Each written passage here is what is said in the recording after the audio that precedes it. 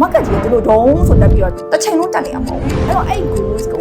ုဘလို့အခြေအနေမျိုးမှမဆိုရအောင်လုပ်နိုင်ခြင်းဒီအမကိုအမဂရိတည်ခြင်းဖြစ်တော့ခုမှစတဲ့ brand လေးဆိုတော့အရင်က900ကကန်ကောင်းဆောင်တယ်ပဲအမတို့2နာရီအတွင်းမှာ all sold out ဖြစ်ခဲ့တယ်နာမည်နဲ့ရနန်းနဲ့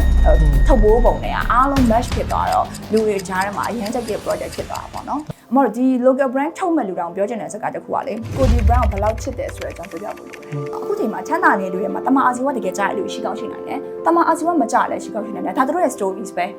အမရဲ့ stories ပါအားလုံးမင်္ဂလာပါ story of Burma podcast season လေးကနေပြီးပြန်လဲကြိုဆိုလိုက်ပါတယ်ဒီနေ့မှဆိုရင်တော့ cosmetic နယ်ပယ်မှာကိုပိုင် local brand တစ်ခုကိုစတင်တည်ထောင်ဖို့ရည်ရွယ်ချက်ရှိသူတယောက်လားတကယ်လို့ကိုပိုင် local brand တစ်ခုကိုစတင်တည်ထောင်ဖို့ရည်ရွယ်ချက်ရှိတဲ့လူငယ်များအတွက်ဒီနေ့မှာတော့ CEOS မြန်မာ Company Limited ရဲ့ Managing Director တဦးဖြစ်တဲ့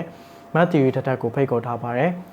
Matthew ထထအနေနဲ့2018ခုနှစ်မှာ CEOS Skincare Training Center 2021ခုနှစ်မှာဖျောင်းမြေဦးနဲ့ရနန်းထုတ်ကုန်တွေဖြစ်တဲ့ဒိုရိုးရမီ2021-2022ခုနှစ်မှာ Healing Therapy 2023မှာမြန်မာဒေတာထွက်ထုတ်ကုန်တွေနဲ့တူဖန်တီးပုံဖော်ထားတဲ့တဘိုးဦးဆိုတဲ့ brand တွေကိုစတင်တည်ထောင်ခဲ့ပါတယ်ဆိုတော့ဒီကျွန်တော်ပြောရတဲ့အကြောင်းအရာတွေမှာဆိုရင်ဒါ2018ကစလို့2023အထိဆိုရင်ဒါ brand အသစ်တွေကိုကျွန်တော်နှစ်စဉ်ဒါဖန်တီးပုံဖော်သွားခဲ့တာပေါ့ဆိုတော့ဒီလိုမျိုးကျွန်တော် brand အသစ်တွေကိုဖန်တီးပုံဖော်တဲ့အခါမှာနောက်ွယ်မှာဘယ်လိုအကြောင်းအရာတွေရှိနေမလဲဘာကြောင့်ဒီလိုမျိုး brand အသစ်တွေကိုဖန်တီးပုံဖော်နိုင်ခဲ့လဲဆိုတာဒီ podcast လေးကနေတစ်စင်းလေ့လာသွားမှာဖြစ်လို့ကျွန်တော်နဲ့အတူတူအဆုံ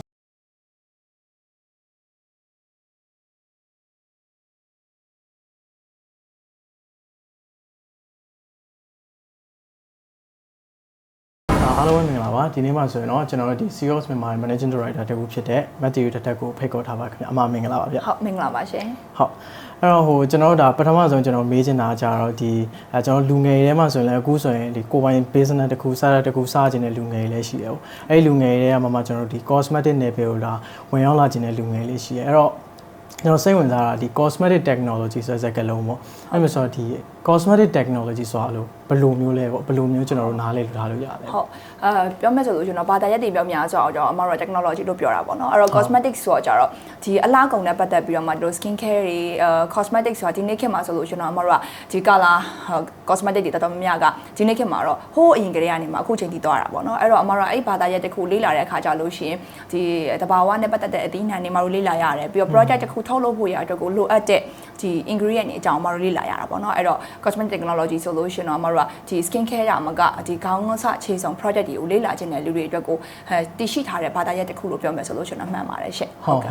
အဲ့လိုဆိုတော့ဒီ cosmetic ဆိုတာကြာကျွန်တော်တို့ဒီခေါင်းကနေခြေဆုံးမှာဒီအသုံးပြုရခုန cosmetic တွေတခြားဒီ product တွေနဲ့ပေါင်းစပ်ပြီးတော့ဒီပြုလုပ်တဲ့ဒီ technology လို့ပြောလို့ရပါဘူးဒါပေမဲ့သူကတော့ဟို cosmetic ဆိုတာတော့မှအမတို့ဘယ်လိုလဲဆိုရင် transformation ပေါ့နော်မှာ color တစ်ခုကြောင့်မလို့ပြောင်းလို့တော့ပြောင်းလဲသွားတယ်ဟိုမှာ skin care ဆိုလို့ရှိရင်ကြတော့အမတို့ကဟို skin care လိမ့်ပြီးတော့ဘာပြောင်းလဲသွားတယ်ဆိုတော့ချက်ချင်းမမြင်ရဘူးဟို color cosmetic ကကြတော့ဟိုချက်ချင်းပြောင်းလဲသွားဥပမာထားပါတော့နှာခမ်းကြီးတစ်ခုဆိုးတယ်ဆိုလို့ရှိရင်ဒီလူကြောက်ရဲ့ပုံစံကနှာခမ်းကြီးဆိုရလို့ရှိရင် transformation အနေနဲ့ active ဖြစ်သွားတာလားစသဖြင့်ပေါ့ဒီလိုမျိုးကို color အနေနဲ့ပြောင်းလဲနိုင်တဲ့အရာတစ်ခုမှာတော့ cosmetic လို့ခေါင်းစဉ်တက်မှတ်တာပေါ့နော်အဲ့ဒီမှာ makeup တွေပါမယ်နှာခမ်းကြီး eye shadow တွေစသဖြင့်ထားတွေပါဝင်တာပေါ့နော်ဟုတ်ကဲ့အဲ့လိုမျိုးဆိုတော့ခုနကဒီ cosmetic technology ကိုဆိုရင်အမားအနေနဲ့လို့ဘယ်အချိန်မှာစပြီးတော့အဲ့လိုထိတွေ့ခဲ့လဲဟိုဒီဟုတ်အမကတော့အပွင့်လင်းဆုံးပြောလို့ရှိရင်တော့အမ cosmetic ထက်ဆိုင်တော့အမ skin care ပို့ပြီးစိတ်ဝင်စားရတဲ့လူမျိုးပေါ့နော်အဲ့တော့ဒီလို project တွေလောက်ရတာလည်းပို့ပြီးသဘောကျတဲ့လူပေါ့အဲ့လိုဆိုတော့ဘယ်အချိန်မှစိတ်ဝင်စားလဲဆိုလို့ရှိရင်တော့ main ကလေးဆိုငငယ်ကလေးရပေါ့နော်ဟိုငငယ်တွေ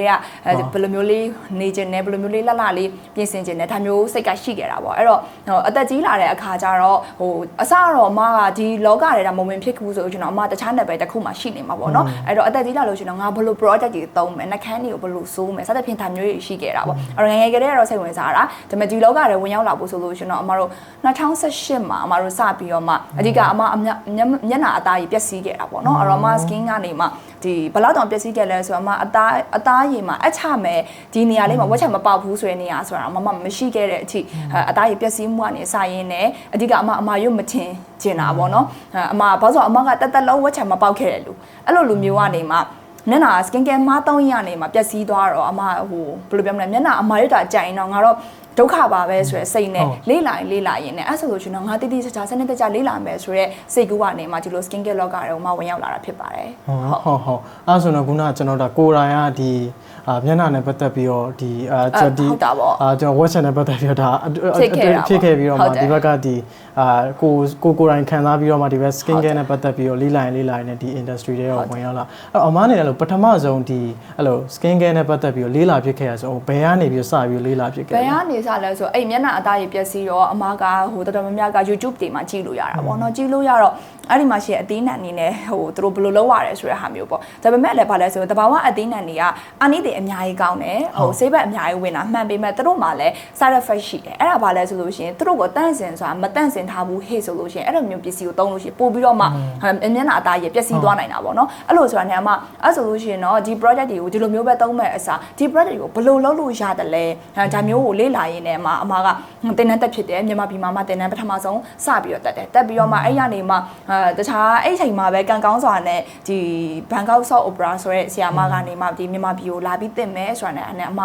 သူတင်နန်းကိုကြီးမြန်မာပြည်မှာ join လိုက်တာပေါ့နော်အဲ့ရနေမှထပ်ပြီးလေ့လာကျွန်တော်အမစင်ကာပူထပ်သွားတယ်အမဘန်ကောက်ထပ်သွားတယ်အဲ့ဒီမှာကိုရိုင်းကိုကြသွားရောက်ပြီးတော့အသေးစိတ်လေ့လာရင်းနဲ့မှ project ထုတ်မယ် project ထုတ်ရင်းနဲ့မ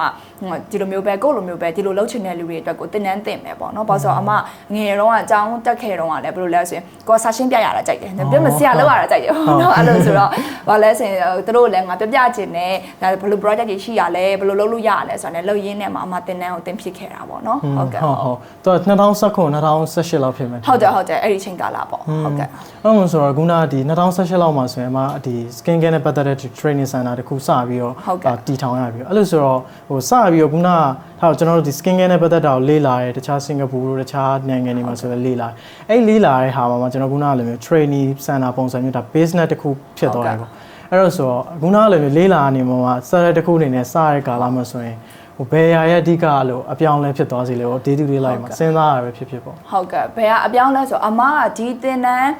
းတင်ဖို့ရအတွက်ကိုအမဘယ်ရဆလဲဆိုအမအသက်18ခရီးအမအလုပ်လုပ်ခဲ့တာအဲ့တော့အသက်18နှစ်မှာလုပ်ခဲ့တော့အမဒီလုပ်ငန်းကိုလုပ်တဲ့အချိန်ကလုပ်ငန်း9နှစ်ဆိုတော့အမ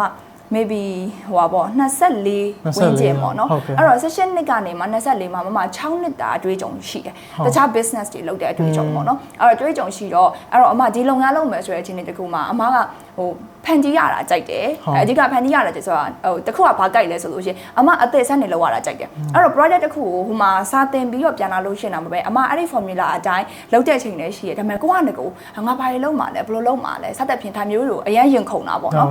်ဒီနေ့ဒီအချိန်ထိလည်းနေ့တိုင်းမှာအမ project တခုဖန်တီးတယ်အဲ့ဒါဘာလဲဆိုလို့ရှိရင်အမအတွက်အကောင်းဆုံးနေမကောင်းဖြစ်တဲ့အချိန်မှာတော့မမအတွက်အကောင်းဆုံးစေဝါထားပေါ့နော်ဘာလို့လဲဆိုလို့ရှိရင်အဲ့လိုမျိုးဖန်တီးနေရတဲ့အချိန်ကအမရဲ့တကယ်ဟိုကိုယ့်ရဲ့စိတ်လှုပ်ရှားစရာကောင်းတဲ့နောက်ထပ် version တစ်ခုအမမြင်နေရတယ်လို့ခံစားရအဲ့တော့စာတင်တဲ့အခါမှာလဲ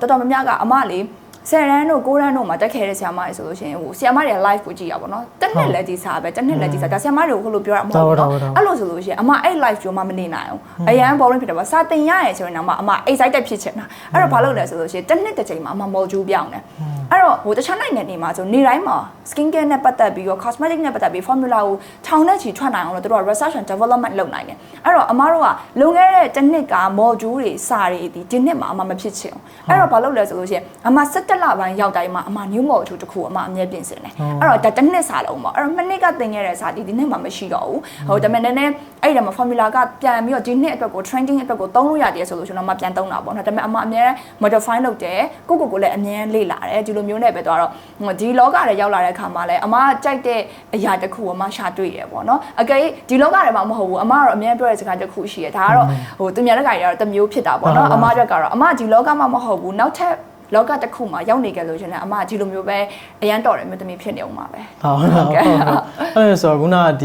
ီအမခုနပြောရရဆိုလဲဒီစက်တာမှမဟုတ်ဘူးပေါ့တခြားစက်တာတွေမှာဆိုလဲဒါအမဒီတဲကိုရောက်သွားပြီဆိုလဲအကောင်းဆုံးစူးစမ်းပြီးတော့ဒီထဲမှာနေရာတစ်ခုရအောင်စူးစမ်းသွားမယ်ဆိုတော့တကယ်လို့ဒီဗီဒီယိုတွေမှာကြည့်နေရဲကျွန်တော်တို့တခြားအမျိုးသမီးတွေလည်းရှိကောင်းရှိနိုင်တယ်ဒါမှမဟုတ်လူငယ်တွေလည်းရှိနိုင်တယ်ပေါ့သူတို့ဆိုရင်သူတို့ရောက်နေတဲ့စက်တာမှာပို့ပြီးတော့တော်လာဖို့အတွက်ပို့ပြီးတော့အကောင်းဆုံးဖြစ်လာဖို့အတွက်ဘယ်ကနေစတင်လဲပေါ့အဓိက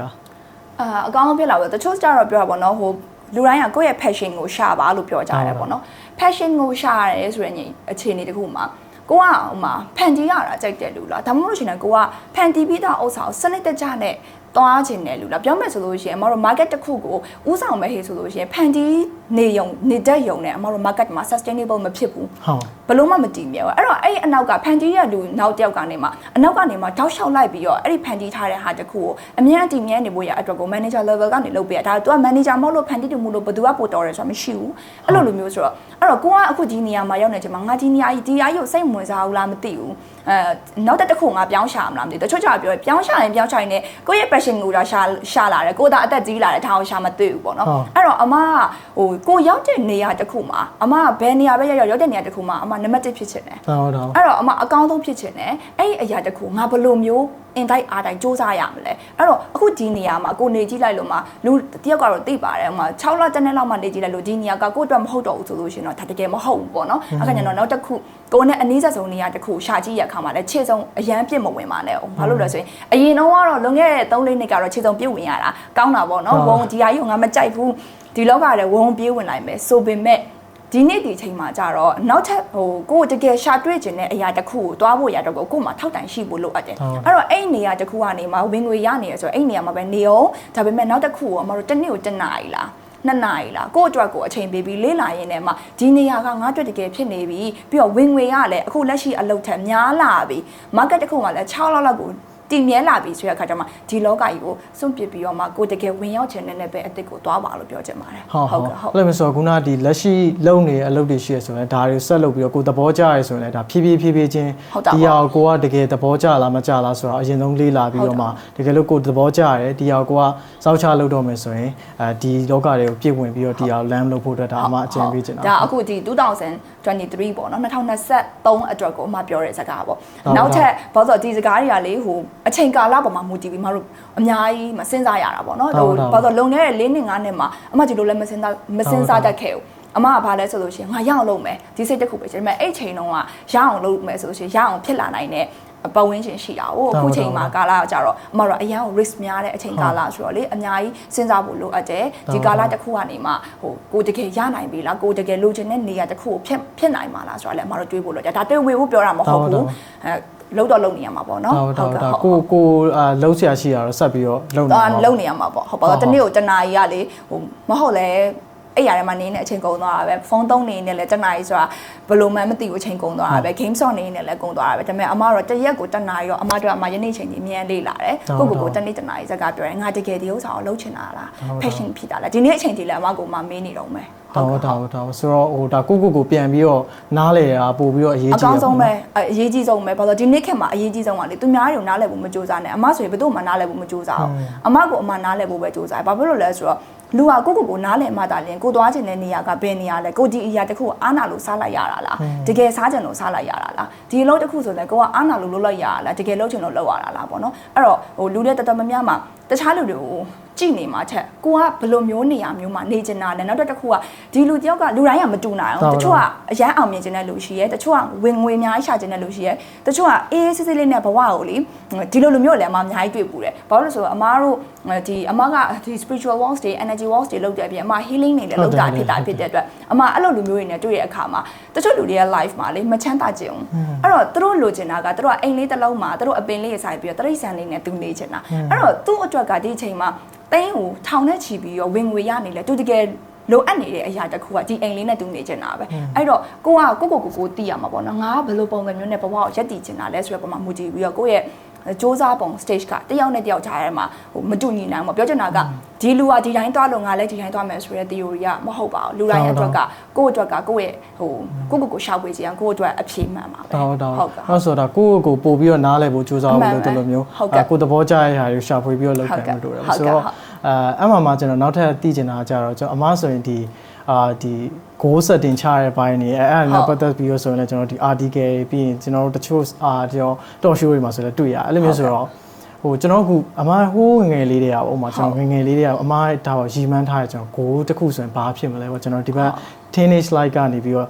့ထားပါကျွန်တော်အသက်ကြီးလာရဆိုရင်ဒီ goal လေးတော့ရီမန်းထားရအဲ့လိုမျိုးဆိုတော့ဘယ်လို goal ပုံစံမျိုးရှိမလဲ goal တွေကပေါ့နော်ငယ်တုန်းကတော့အမဟိုအရန်ချမ်းသာခြင်းနဲ့ပြီးတော့နောက်တစ်ခါအမအောင်မြင်ခြင်းနဲ့အောင်မြင်တဲ့ခါမှာမနာမည်ကောင်းနဲ့ကြော်ကြားခြင်းနဲ့အဲ့တော့အမဘာလုပ်လဲဆိုလို့ရှိရင်ငယ်ငယ်ကလေးကတော့ဒီအောင်မြင်မှု goals တွေတက်တာလုံးအတွက်လည်းမမ goals ရှိတယ်နောက်တစ်ခါတစ်နှစ်စာအတွက်လည်းမမရှိတယ်တလား စားစီတိုင်းမှာလည်းအမမရှိတယ်ပေါ့နော်အဲ့တော့အဲ့ goals တွေကိုနောက်တစ်ခုကအမရေဘူးပေါက်တာမလို့ချင်ဘူးရေပါတာပဲလို့ချင်တယ်အဲ့တော့အဲ့ goals ကိုဘလို့အခြေအနေမျိုးမှမဆိုရအောင်လုံနိုင်ခြင်းဒီအမကိုအမဂရိတီခြင်းဖြစ်တယ်အဲ့တော့သူများကိုဂရိတီဖို့မတီဖို့ထိုင်အမကဒီအချိန်မှာဒီ goals တခုဒီအိမ်ကိုဝယ်ခြင်းတယ်ဆိုလို့ရှိရင်အမရအောင်ဝယ်နိုင်ရမှာအဲ့လိုမျိုးဆိုတော့အဲ့သွားတဲ့ထောက်လျှောက်မှာတခုတော့ဟိုတစ်နှစ်ချင်းစီမှာမတူညီတဲ့ goals တွေကတော့ပြောင်းတာပေါ့နော်ဒီရပြီးရင်နောက်တစ်ခုကလေ goals ထားတဲ့အခါမှာလည်းလေဒါကတော့နည်းနည်းတစ်မျိုးဖြစ်တာပေါ့နော်ဘာတခုလဲဆိုလို့ရှိရင် the next level ပေါ့နော်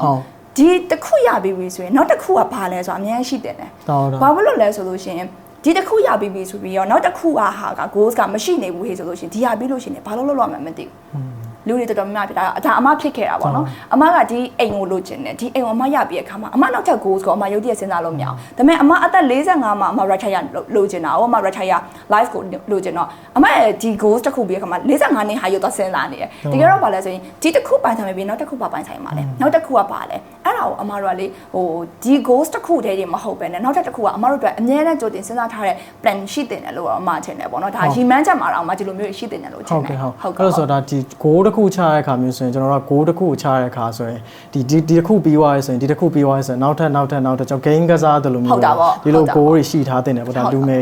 ါလူငယ်အနေနဲ့ဆိုရင်ပေါ့ဟုတ်ကဲ့ဟုတ်ဒါမျိုးကရှိကိုရှိရမယ်အရာပေါ့နော်ဒါအောင်မြင်ခြင်းနဲ့ဆိုလို့ရှိရင်တော့ဒါမဖြစ်မနေတွေ့ရမယ်အရာဟုတ်ကဲ့အဲ့ဆိုတော့ခုနကဒီအမောက်ဆိုလဲဒါငယ်တွေကဒီအောင်မြင်ခြင်းနဲ့ပြီးသွားရဆိုရင်ဒီနာမည်ကောင်းနဲ့ကြော်ကြားခြင်းအဲ့လိုမျိုးဆိုတော့ကျွန်တော်အောင်မ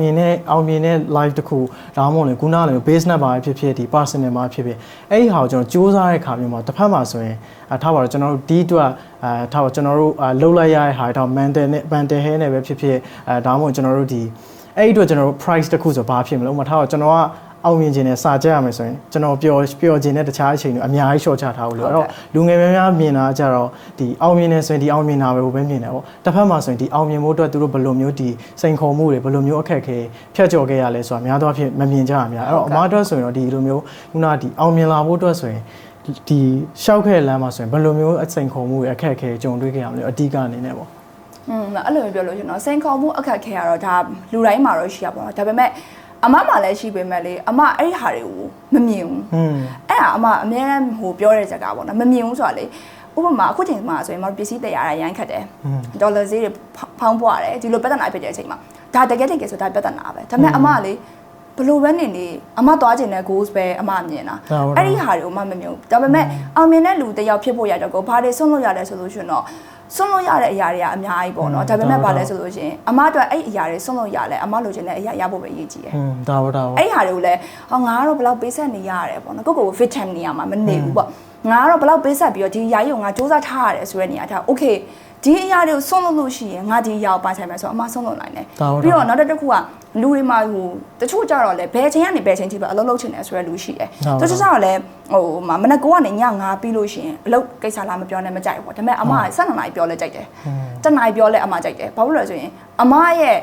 ဟို enjoy ဖြစ်တဲ့နေရာဟိုဒီနေရာဖြစ်နေလို့မဟုတ်လို့ရှိရင်အမတစ်ချိန်လုံးအတွေးရတစ်ချိန်လုံးစဉ်းစားနေရအမဒီ skin care ပြီးလို့ရှိရင်ဒီဟာပြီးရင်ဘာလုပ်မှာလဲဒီ perfume ကိုဘယ်လိုဖန်တီးမှာလဲဘာလုပ်မှာလဲဆိုတော့အများအား idea ထုတ်ရတယ်အဲ့လိုမျိုး idea မထုတ်လို့ရှိရင်အမဘယ်လိုပြောမလဲအမမဟုတ်ဘူးပေါ့သိလားအမမဟုတ်ဆိုအဲ့တော့ဘာလဲဆိုရင်တော်တော်များများအဲ့ဒါမဲ့တစ်ခုရှာပါတော့အမပတ်ဝန်းကျင်ကလူတွေကတော့ဟိုအမနဲ့နေရတော့စိတ်ညစ်ကြတာပေါ့နော်ဟိုဆုံးရှုံးရတယ်ဆိုလို့ရှိရင်တော့အဲ့ဟာပြောရမယ်ထင်တယ်အမပတ်ဝန်းကျင်ကလူတွေကအမပါဇက်ဟာမှာတို့ကြောက်ကြတယ်ပေါ့ဘာလို့လဲဆိုရင်လုတ်ပြန်ပြီးဘာလုံးမှလည်းမသိဘူးဒါပေမဲ့အရင်တော့နည်းနည်းခံစားရတာပေါ့ငါ့ကိုတော်တော်ညုံညင်လိုက်တာပေါ့အခုချိန်မှာညုံညင်လဲဘာမှဖြစ်ဘူးလေကိစ္စမရှိဘူးအတိတ်ကဟိုအမတို့မပြောဘူးဆိုရင်ဘသူတင်းကမပြောဆိုဒါပေမဲ့အခုကျတော့တို့ကလည်းနေတာကြလာပြီမသိဒီလိုစကားမပြောလို့ရှိရင်တိတ်အစိမပြေဘူးပေါ့ဒါမျိုးလေးဖြစ်လာပြီဆိုတော့ဒါတွေကတော့အမတို့ဆုံးရှုံးရမယ်ဆိုရင်တော့ကိုယ့်ရဲ့ထိုက်တန်တယ်လို့ပြောလို့ရတယ်ထိုက်တန်တာပေါ့ဘာလို့ကိုဒီအရာကိုလိုချင်တာကိုလိုချင်တဲ့အရာအတွက်ဆုံးရှုံးရတဲ့အရာဘာမှမဟုတ်တော့ဘူးပေါ့အဓိကကိုဒီအရာတို့ဘယ်အရာတို့ကိုယ့်ရဲ့အရာတို့စွန့်လွတ်နိုင်ပြီးတော့ဒီအရာကိုရယူခြင်းတလဲဆိုတဲ့ပုံမှာပဲမူတည်ဒါတော့အဲ့လိုဆိုကျွန်တော်တို့ခုနဒီအရာတစ်ခုလိုချင်တယ်ဆိုရင်ဒီအရာရောရှိတယ်ဒါလို့ဒီအရာကိုစွန့်လွတ်နိုင်တယ်ဆိုရင်ဒီအရာတစ်ခုကိုရမယ်ဆိုရင်ဒါမယ်ဆိုရင်တော့မှဒါစွန့်လွတ်လိုက်ကတာ deserve ဖြစ်တယ်လို့ပြောလို့ရတယ်တန်တယ်ပေါ့အဲ့တော့အမတိတ်ပြီးတော့တချို့ဟာဆိုမတိတ်တော့မစင်းတာဘူးအမတိတ်တော့မစင်းတာဘူးဒီဟာသွားရမယ်အပြင်သွားရမယ်အပြင်သွားမလားအိမ်မှာပဲနေမလားအဲ့ဒါမှဒါကိုစဉ်းစားမလားဆိုရင် ဒါစဉ်းစားမဲ့ topic တော့မဟုတ်ဘူးအမတို့ဒီတစ်ခုပဲမြင်တယ်ဒီဟာတွေစွန့်လို့ရလို့ဒီဟာတွေမရှိလို့ဒီဟာတွေမသွားရလို့အခု shopping mall အသစ်ပေါ်တယ်မသွားရလဲမပန်းဖြစ်ဘူးတောင်းဘာလို့လဲဆိုလို့ရှိရင်အချိန်တန်ရောက်မှာပဲတစ်နေ့တစ်ချိန်တော့အခုအကြီးနေရဆိုမှအခုဒီ interview ဆိုမှမရောက်ဘူးတဲ့နေရလေဒါပေမဲ့ပုံမှန်ကိစ္စတိုင်းဆိုမှတော့ချင်မှသွားမှာပါဒါပေမဲ့အခုဒီကနေအပြန်ဆိုအမဝင်ပတ်ချင်တဲ့နေရာမှာပတ်လိုက်မယ်လေဘာလို့ဆိုတော့ဒီဟာအမ interview တစ်ခုလုပ်ပြီးလို့တန်တယ်ပေါ့အဲ့တော့ဒီလာရဲ့လမ်းကြောင်းမှာကပိတ်တာတွေဘာတွေဒါပြဿနာမဟုတ်တော့ဘူးပေါ့တောင်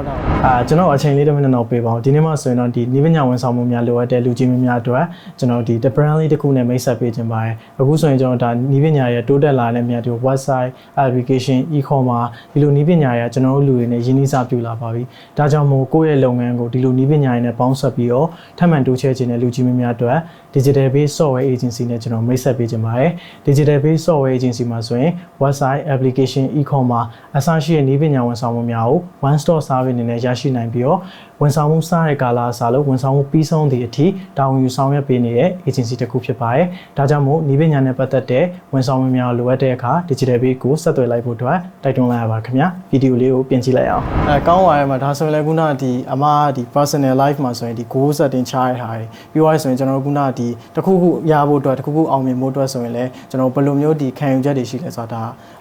ဒီနားထောင်နေတဲ့လူတွေလေ့လာလို့ရအဲ့လိုမျိုးဆိုတော့နောက်ထပ်တစ်ခုအနေနဲ့ကကျွန်တော် base နဲ့ပိုင်းပေါ့အဲ့တော့2018လောက်မှာဆိုရင်ဒါအမကုနာဒီ skin care training center ကိုစပြီးတည်ထောင်တယ်ပြီးတော့ကျွန်တော်ဒီဘက်ကဒီဒိုရိုးရမျိုးစပြီးတော့တည်ထောင်ဖြစ်တယ်အဲ့လိုမျိုးဆိုတော့ခုနကဒီ skin care စပြီး founding လုပ်တဲ့ကာလကနေပြီးတော့ဘယ်ကနေပြီးတော့ခုနကဒီကျွန်တော်တို့ဒိုရိုးရမျိုးဆိုတော့ idea စပြီးတော့ရရှိခဲ့လဲပေါ့အဲ့ဆိုအမတို့အခုဒီ Seahorse group of Myanmar company ပေါ့နော်အမတို့ကဒီအခုဆိုရင် group ဖြစ်သွားပြီเนาะအရင်တော့တခုပေါ့ဒါအမအမြဲပြောချင်တာပေါ့ကိုရီးယားကားတွေမှာဆိုလို့ရှိရင် K group ကတော့B group ကတော့သူတို့ကတော့ K group သွားမထိနဲ့စသက်ဖြစ်မှာအဲ့တော့အမရဲ့ goals ကအမ K drama fan ဆိုတော့เนาะအမအဲ့ကကျတော့အော်ငါလည်း Seahorse group of Myanmar company ဖြစ်ချင်လိုက်တာပါဒီ goals ကတော့ဟို company တေးသေးလေးစလုပ်ခရဲတာပေါ့ဆိုတော့အမကဟိုတုံညကနေစခဲ့ရတဲ့ဘဝဖြစ်တယ်တိုက်ခန်းလေးငှားပြီးတော့မှစတင်ခဲ့ရတယ်အဲ့ဒီဘဝကနေမှဒီလိုမျိုးဖြစ်ဖို့ရအတွက်ကိုအမအောက်ခြေကနေမှ foundation တက်ဆင့်ချင်းစီသွားခဲ့ရတာအဲ့တော့ဟိုလွယ်လွယ်ကူကူနီလန်းလဲအမမဖြတ်ခဲ့ဘူးအမအကောင်းဆုံးနည်းနဲ့ပြီးတော့အဲ့ဒီအချိန်မှာဆိုတော့အမကို share ခေါ်ရတဲ့လူတွေအများကြီးရှိတယ်ဒါပေမဲ့ share သူထည့်ကျင်တယ်ဒါပေမဲ့အမယနေ့အချိန်အထိတူးတဲ့ပိုင်ဆိုတဲ့နေရာတစ်ခုမှာအမဒီနေ့ထိရအောင်လုပ်နိုင်ခဲ့တယ်ပေါ့နော်အဲ့တော့ Seahorse မှာဆိုမှတင်ရင်လည်းဘာလို့လဲဆိုတော့အမတို့အရင်တော့ဆိုလို့ရှိရင်ဒီတင်နန်းတင်ပြီးပြီဆိုလို့ရှိရင်ကုန်ချမ်းလိုချင်တယ်ဆိုလို့ရှိရင်တကယ်ကောင်းတဲ့ great ကုန်ချမ်းဆိုလို့ရှိရင်အမတို့ထိုင်းမှာဝယ်ရတယ်ထိုင်းမှာတော်တော်များများ company တွေစုတာဟုတ်အဲ့တော့အဲ့ဒီမှာအမမယ်ဆိုရင်အမတို့2ပတ်လောက်ကြာတယ်3ပတ်လောက်ကြာတယ်ဆိုတော့အမတင်နန်းတင်တဲ့အချိန်မှာခရီးမတွင်ဟိုတင်နန်းသူတွေတော်တော်များများကပစ္စည်းကဖန်တီးပြီဆိုချက်ချင်းလုပ်ချင်တာလေအဲ့လိုဆိုအမက Seahorse ကနေ raw material ဆိုတော့ကုန်ချမ်းဆိုင်ဖွင့်တယ်အဲ့ရနေမှထိုင်းမှာသွားပြီဆိုလို့ရှိရင်စာတင်ပြီးပြီဆိုလို့ရှိရင်ဆရာကပစ္စည်းထုတ်ချင်တာဆိုလို့ရှိရင်ထုတ်ချင်တယ်ဆိုရင်အမတို့စက်ရုံမှာ join လိုက်ရုံပဲအဲ့တော့အမဘာလုပ်လဲဆိုရင်အမတို့မြန်မာပြည်မှာ OEM service ကတော်တော်နေသေးတယ်အဲ့တော့အမအဲ့ချိန်မှာ OEM service အနေနဲ့ Seahorse OEM ဆိုပြီးလုပ်ခဲ့တာပေါ့နော်အဲ့တော့ OEM service ဆိုပြီး department တစ်ခုထပ်ခွဲတယ်ပြီးတော့ Seahorse ကနေမှ hair care ပေါ့ shampoo ဆိုပြီးထွက်ခဲ့တယ်ဒါပေမဲ့အမတို့ကဟိုကိုပိုင် project အနေနဲ့အမက2018ကနေမှ2020အထိအမကိုပိုင် project မအောင်မြင်ဘူ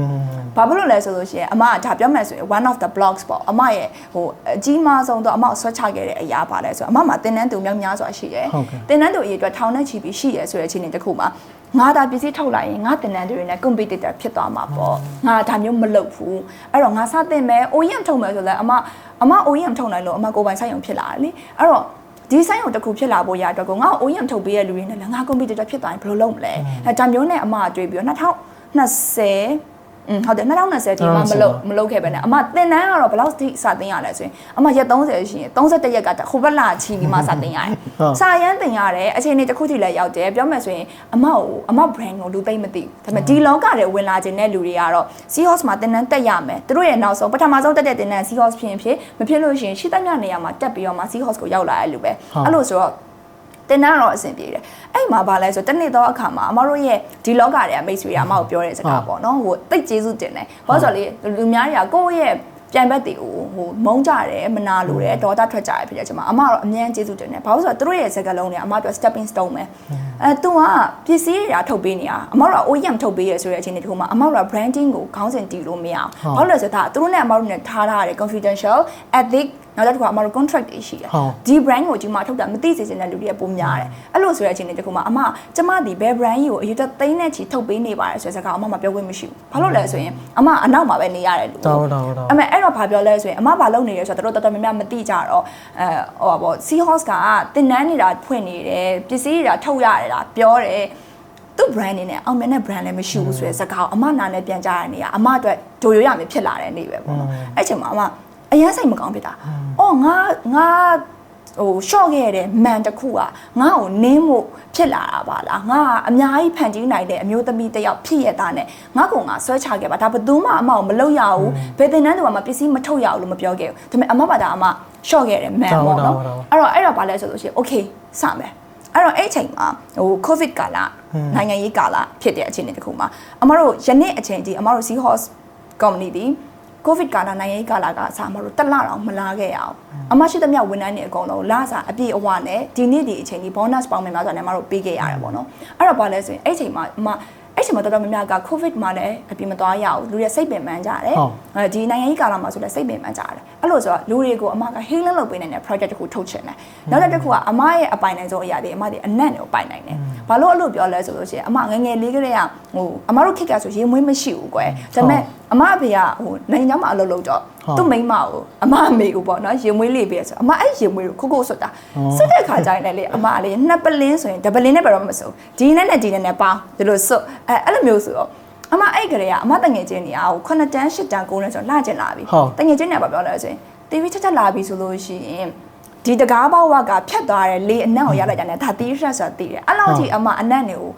မတိစိတ်ကနေဆွဲလန်းခဲ့တာပေါ့နော်အဲ့လိုဆိုတော့ရေချိုးစက်ပြာချိုးလို့ရှိရင်တော့အမလေးဒီအနက်နဲ့ဒီနဲ့ပေါင်းရင်ဘလို့နဲ့လေးထွက်ပြီးချိုးမလဲပေါ့အဲ့လိုမျိုးလေးရှိရလို့ဆိုတော့အမအနက်ပိုင်းနဲ့ဖြစ်တဲ့အတွက်အမ project ထုတ်လို့ရှိရင်ပထမဆုံးထုတ်တဲ့ပစ္စည်းဒီရနက်တွေကိုကိုစားပြုတဲ့ပစ္စည်းတစ်ခုဖြစ်ချင်တယ်ပြီးတော့တစ်ခုကအမရဲ့ project ရဲ့ goal style မှာအမပါလဲဆိုရင်အမ data တွေဝင်ကိုဘယ်လောက်အမစီစဉ်စေနိုင်မလဲအမကိုယ်နိုင်ငံမှာရှိတဲ့လူတွေအမအလုပ်ဘယ်လောက်ပေးနိုင်မလဲဒါဟိုကျန်ငါးကောက်တာပဲပေါ့လူတိုင်းတော့အမမပေးနိုင်အောင်ဒါပေမဲ့ပေးနိုင်နေတဲ့ပမာဏတစ်ခုဒီကောက်ကောက်မွန်ရက်တည်နေနိုင်ရမယ်အဲ့လိုဆိုရဲစိတ်နဲ့အမကဒီမြေသားလေးတွေကိုအသုံးပြုထားတဲ့အမရဲ့ပညာရက်နဲ့ aroma therapy ပညာရက်နဲ့ပေါင်းဆက်ပြီးတော့မှရနက်ကူထုံဖျောင်းမြေအိုးဆိုတဲ့ဟာကိုအမတို့ဂျိုရိုရအမြန်နဲ့တွင်းစေခဲ့ရပါတော့ဖျောင်းမြေအိုးဆိုတာလည်းအဲ့ချိန်မှာဘယ်သူမှမခေါ်သေးဘူးအမတို့ဖျောင်းမြေအိုးလို့လုပ်တယ်ပြီးတော့ဂျိုရိုရမြေလို့ပေးရရွေးချက်ကကြတော့နာမည်ကတော့အမတို့ဒီကမ်ပဏီထဲမှာဆိုလို့ရှိရင်အမရဲ့နောက်တစ်ခု founder ရဲ့ရှိတာပေါ့နော်သူနဲ့အမနဲ့ relationship တစ်ခုရှိတော့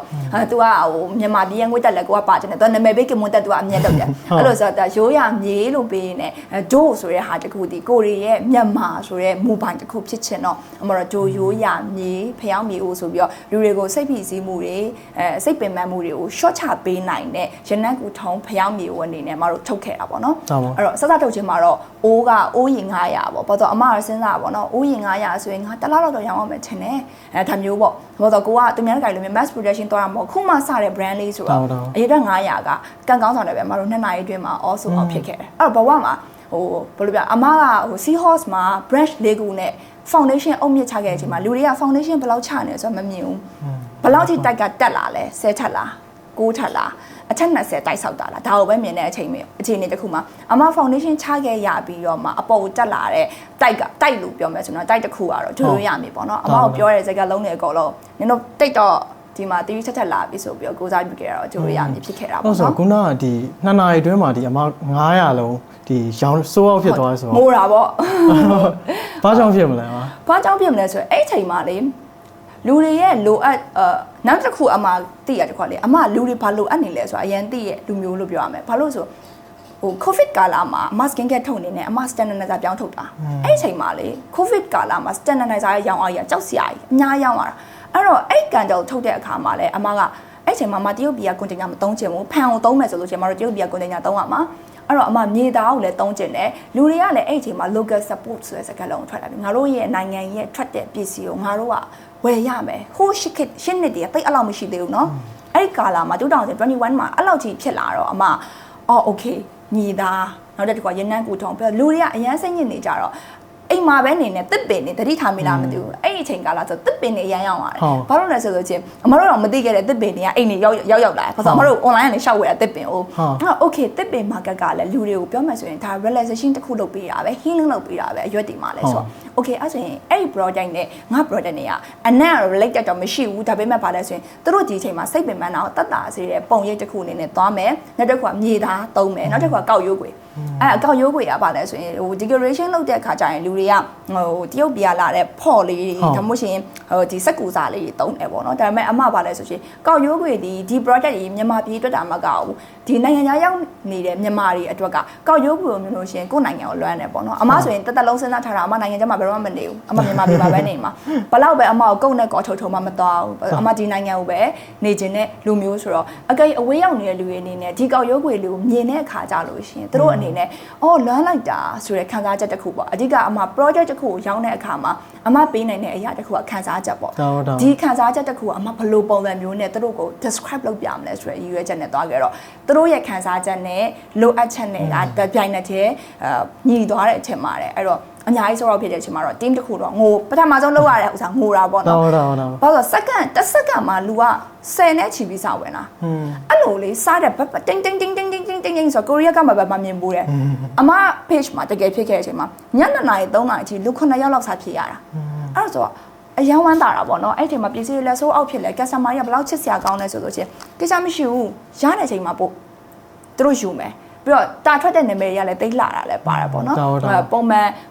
်နာမည်တွေဆိုလို့ရှိရင် lemon grass ဆို zeppelin တို့ဒါမျိုးပေးမယ်အစားအမကဟိုចောင်းတက်တုံးကလည်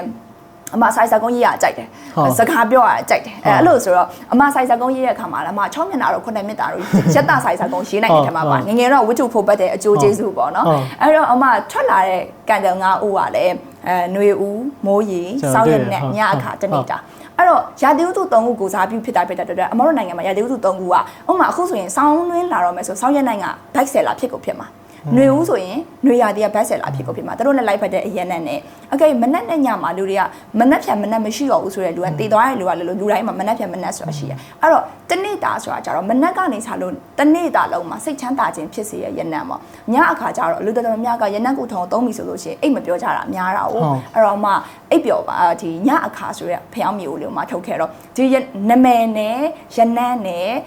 ထုတ်ပိုးပုံနဲ့အားလုံး match ဖြစ်သွားတော့လူတွေကြားထဲမှာအရန်ကြိုက်တဲ့ project ဖြစ်သွားတာပေါ့နော်ဟုတ်အဲ့လိုမျိုးဆိုတော့ခုနကကျွန်တော်တို့ဒီအမစပြီးဒီ OEM စလုပ်တဲ့ကာလမှာဒါပထမဆုံးကိုယ်ပိုင် brand တစ်ခုလို့ပြောလို့ရပါဘူးဟုတ်တာပေါ့အဲ့တော့အဲ့ကိုယ်ပိုင် brand တစ်ခုစပြီးတော့တည်ထောင်ဖို့အတွက်ဆိုရင်ကျွန်တော်လက်ရှိ market ထဲမှာရှိနေတဲ့လူတွေရဲ့ဘာလိုအပ်နေလဲဆိုတော့ဒီခုနအမဒီတေချာလေးနားလေပေါ့သူဘာလိုလဲဆိုတော့အဲ့တော့အခုလက်ရှိမှာဆိုရင်ကျွန်တော်လူငယ်ကြီးရှိတယ်ပေါ့အဲ့တော့စတစ်ခုစချင်တဲ့လူတွေအဲ့တော့ market ထဲမှာဘာလိုနေလဲဆိုတော့သိဖို့အတွက်ဆိုရင်တို့ဘယ်လိုမျိုးလေ့လာတင်လဲဒါမှမဟုတ်ဘာတွေပြင်ဆင်တင်လဲဟုတ်အဲ့ဒီမှာဘာလို့နေလဲဆိုတဲ့နေရာမှာ2မျိုးရှိရပေါ့နော် market ထဲမှာရှိပြီးသားပစ္စည်းဒီမှာလည်းထပ်ပြီးလိုအပ်တာပဲဥပမာကွယ်ဟိုစက်ပြထုတ်မှဆိုလို့ရှိရင် market ထဲမှာလည်းရှိပြီးသားပဲဒီစက်ပြထပ်ထုတ်လဲရောင်းရမှာပဲဒါပေမဲ့ဟိုကိုကဘာလို့နေလဲဆိုတဲ့နေရာမှာအမကဘာလဲဆိုလို့ရှိရင်အမပထမဆုံးဒီထွင်တဲ့ project ဖြစ်ချင်တာဥပမာအမအခုလုပ်ခဲ့တဲ့ပစ္စည်းအကုန်လုံးဒီအမဒီမြန်မာပြည်မှာပထမဆုံးဖြစ်တဲ့ project တွေပဲအမဖန်တီးတယ်အမတို့ရမြေ stone therapy healing therapy တပုတ်ဦးနောက်ထပ် brand ရှိသေးရပေါ့နောက်ထပ် brand တွေနှစ်ခုသုံးခုထပ်ရှိသေးတယ်အဲ့ brand တွေဆိုလို့ရှိရင်တကယ်ပထမဆုံးဖြစ်တဲ့ပစ္စည်းတွေပဲဖန်တီးရပေါ့အဲ့တော့ပစ္စည်းဖန်တီးရတဲ့အခါမှာကိုကဘလို့မျိုးဖန်တီးချင်တာလဲဘလို့လူမျိုးလဲပေါ့ဟိုပထမဆုံးပစ္စည်းကို customer ကိုထည့်ပေးမယ်လို့လားရှိပြီးသားပစ္စည်းကိုပဲနည်းနည်း unique ဖြစ်အောင်လုပ်မယ်လို့လားဒါပေါ်မှာတော့မူတည်ပြီးတော့စဉ်းစားရမယ်ထင်တယ်ဟုတ်ပါဟုတ်အဲ့တော့ဈေးကွက်ထဲမှာရှိနေတဲ့ product ပေါ်မှာရှိပြီးသား product ကိုပြန်ပြီးတော့ပိုကောင်းတဲ့ဟာလုပ်မှာလားဒါမှမဟုတ်ရင်အသစ် product တစ်ခုကိုဖန်တီးမှာလားအဲ့လိုမျိုးဆိုအမားကတော့အသစ် product တစ်ခုကိုဖန်တီးမဲ့ဟာကိုအဓိကရွေးချယ်ကြည့်ခဲ့တာဒါပေမဲ့တပုံဆိုလို့ရှင်တော့အသစ်ဖန်တီးရလို့ပြောလို့မရတော့ဘာလို့မြန်မာပြည်မှာ scrap market က market share တော်တော်များများကဟို share ယူထားပြီးသားတွေပဲပေါ့နော်ပြောမျိုးမျှနေပြီပေါ့အဲ့တော့အမ scrap ကလည်းဖန်တီးခြင်းနဲ့ဘာလို့ဆိုတော့အမ scrap အရန်ကြိုက်တဲ့လူဆိုတော့ scrap ကလည်းဖန်တီးခြင်းနဲ့အမတို့ project တွေမှာလည်း scrap line ရမထွက်ထားဘူးအဲ့တော့ဘာလို့လဲဆိုရင်အမတို့တို့ရမြန်မာဆိုရင်တပုတ်ဦးနဲ့ကိုတိုက်တဲ့ဒီချုပ်ထားတဲ့ဟာလေးတွေပေါ့နော်အဲ့ဒီဟာလေးတွေအမတို့ရှိရဆိုတော့သူကဖြက်စာကိုဖြက်ပြီးပြီဆိုလို့ရှိရင်ဖြက်စာတွေကပို့တယ်အဲ့တော့အဲ့ဒါရ waste ဖြစ်မဲ့တူအမအဲ့ဒါကိုကြိတ်လိုက်တယ်အဲ့တော့ scrap ထဲမှာဒီတပုတ်ကိုကြိတ်ဖက်ပါတယ်မြန်မာပထမဆုံး scrap တစ်ခုအနေနဲ့ market ထဲထည့်တယ်ပေါ့အဲ့တော့ရှိပြီးသား scrap market ကိုမှအကေကိုကထက်ယူခြင်းနဲ့ဆိုလို့ရှင်တော့ဒီပစ္စည်းကို300လောက်တဲ့ benefit တွေဘာရှိလို့လဲဒီပစ္စည်းကသူများနဲ့မတူတဲ့ထူးခြားချက်ကဘာလဲဆိုတာကိုချပြနိုင်တယ်ဆိုလို့ရှင်တော့ရှိပြီးသား market ကနေမှဟိုနောက်ထပ် project ထက်လဲ market share ယူဖို့အရန်လွယ်တာပေါ့နော် attention ရအောင်လုပ်ဖို့လွယ်တာပေါ့ဒါအဲ့တော့ရှိပြီးသား product ကိုထုတ်မယ်ဆိုရင်တော့ဒီရှိပြီးသား product ကိုဒါပိုကောင်းတဲ့ဘာကြောင့်လူတွေကဝယ်ယူတင်တာလဲဆိုတာကိုစဉ်းစားထားတင်တယ်အဲ့လိုမျိုးဆိုတော့အမဆိုလည်းဒါဒိုရိုးရမင်းဆိုရင်လည်းအဲ့တော့ကစခဲ့အဲ့လိုမျိုးဒါပထမဆုံး brand လည်းဖြစ်တယ်အဲ့တော့စားတဲ့အခါမျိုးမှာဆိုရင်ခုနကဒီ manufacturing ဘိုင်းနေရော inventory ဘိုင်းနေကြာ social media ဘိုင်းနေအဲ့တော့ဟို manage လုပ်ခိုင်းဟာလည်းအများကြီးအဲ့လိုမျိုးဆိုတော့ကိုကဒီဟာကိုလည်း brand တစ်ခုအနေနဲ့အခုမှစရဲစပြီးတော့ဒီစတဲ့အချိန်မှာဆိုရင်လည်းဒါ sales ကထောင်တက်သွားတယ်အဲ့အချိန်မှာဆိုရင်အဲ့ရဲ့ခုနက sale volume နဲ့ပြီးသွားရင်ဆက်ပြီးတော့ run မဲ့ဒီ business operation ဘိုင်းကို manage လုပ်တဲ့အခါမျိုးမှာဆိုရင်ဘယ်လိုမျိုး manage လုပ်ခဲ့ရလဲပေါ့စစချင်းမှာဒီရိုးရမြေကြီးစပြီးတော့ဝုန်းဆိုပြီးဖြစ်သွားတဲ့အချိန်မှာအဲ့အခုချိန်ဒီအမရဲ့ team ကလေလူတွေဝန်ထမ်းတွေအများကြီးရှိပေမဲ့လည်းအဲ့ team ရဲ့ 80% တော့ management ကိုအမပဲလုပ်တယ်ဟိုပြောမယ်ဆိုလို့ရှိရင်ဟိုတတမမြကကိုမပါတဲ့လုပ်ငန်းတွေတိဆောက်ရမယ်ပေါ့နော်အဲ့လိုမျိုးဆိုပေမဲ့အမကကိုပါချင်တာလေတိလားကိုပါချင်နေတာလူတွေကမတူဘူးဆိုတာပြောချင်တာပေါ့နော်အမဆရာဆိုလို့ရှိရင်ကိုမပါတဲ့လုပ်ငန်းတွေတိဆောက်ပါဆိုတဲ့အချိန်မှာဆရာအရန်ကြိုက်တယ်ဆရာရဲ့ technique တွေအကြောင်းမလို့လဲအမအများကြီးဒီနှစ်ထဲမှာပြောင်းလဲလာတာပေါ့နော်အဲ့တော့ဆရာပြောတဲ့စကားထဲမှာအဲ့တော့အမတခုတော့ရှိပေါ့အမမပါရဲဆိုရင်ငါတေးသွားအရင်တော့မတွေးငါတေးသွားရင်ရောဒါမျိုးတော့အခုဆိုတွေးမိတာပေါ့နော်အဲ့လိုဆိုတော့အဲ့အတွက်လည်းအမ backup စီစဉ်တယ်ဒါပေမဲ့ငါအခုလောလောဆယ်အသက်ရှင်နေတော့မှအမရဲ့ကုန်းတိုင်ရေးတာအစဒီပစ္စည်းရဲ့အစုံရှိသမျှဟာအကုန်လုံးအမ control လုပ်တယ်ပေါ့အဲ့ဒီမှာ market ကို sustainable ဖြစ်အောင်လုပ်ရတာအရန်ခက်တယ် startup လုပ်တဲ့အချိန်မှာဘယ်လိုဖြစ်လဲဆိုလုပ်ငန်းသေးသေးလေးတုန်းကလေစိတ်သွားတိုင်းကိုပါတယ်ကိုကြောက်သေးကိုပစ္စည်းဖန်တီးလက်ကို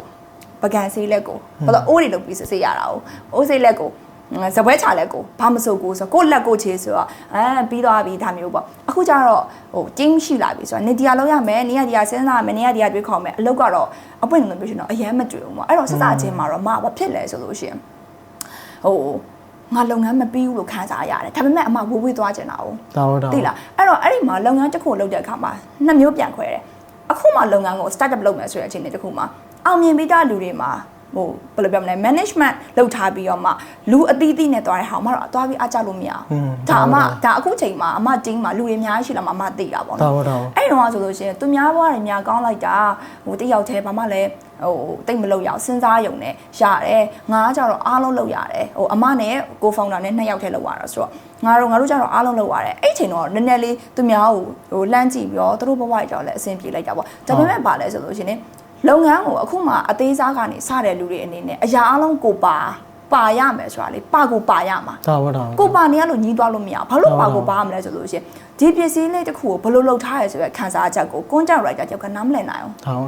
ဘာလို့ဒီစာရေးတဲ့လူတယောက်ဒီ project ကိုမြင်ရတဲ့အပေါ်ယံရဲ့ overview လို့ပဲမြင်တာဒီ project လေးဖြစ်လာဖို့ဒီ O လေးကိုဘယ်လိုလုပ်တယ်ဒီဟာကိုဘလို့ပကင်ပိတ်တယ်ကောက်ရိုးခွေကိုဘာကြောင့်မလို့ထည့်တယ်ဆိုတဲ့ဟာဒီဖန်ကြီးထားတဲ့လူတွေခံစားချက်ကိုဘယ်သူမှလာပြီးအစားထိုးဝင်မပေးနိုင်အောင်အဲ့တော့ကွန်တန်ကြီးကလည်းကိုပဲဖြစ်နိုင်တယ်ဒါဓာတ်ပုံရိုက်တာရောကိုပဲဖြစ်နိုင်တာပဲစဖြည့်တာရောကိုပဲဖြစ်နိုင်တာပဲ marketing ရောကိုပဲဖြစ်နိုင်တာပဲဖုန်းဖြည့်တာရောကိုပဲဖြစ်နိုင်တာပဲ